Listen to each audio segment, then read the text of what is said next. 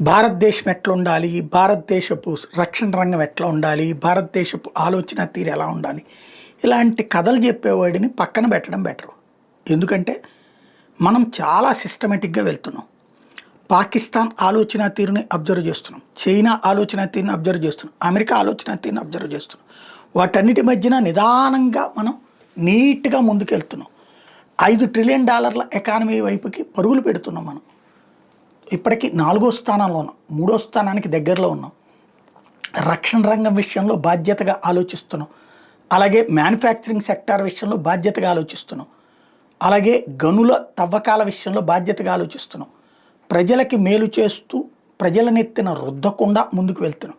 ఇట్లాంటి మనం ఎలా ఉండాలో సోరోస్ గ్యాంగ్ చెప్పే మాటల్ని బేస్ చేసుకుని కథలు చెప్పే మన దేశపు ప్రాంతీయ పార్టీలు లేదా మన దేశపు జాతీయ పార్టీల యొక్క సూచనలు అవసరమా అంటే సరైన సూచన ఇస్తే తప్పు లేదు.